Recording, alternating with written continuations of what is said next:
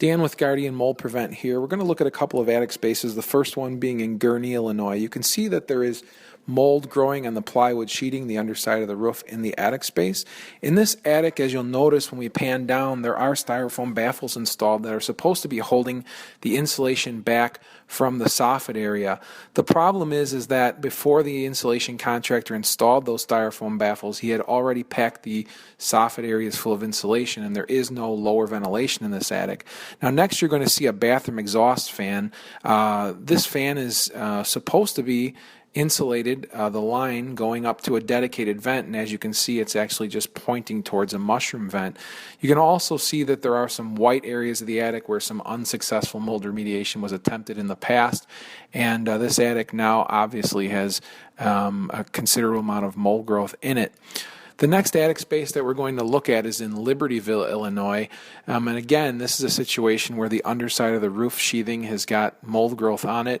The growth on the southern exposure of this attic space is fairly sporadic. There's quite a bit up towards the top, as you can see here.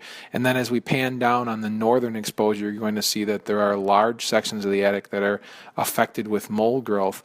The problem with this attic in particular is that there is not enough lower ventilation, which we'll look at in a second.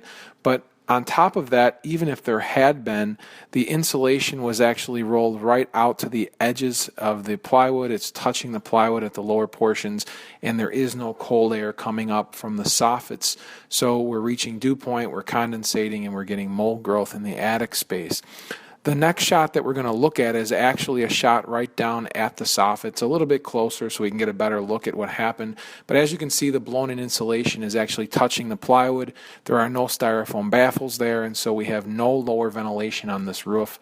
We're getting no cold air movement.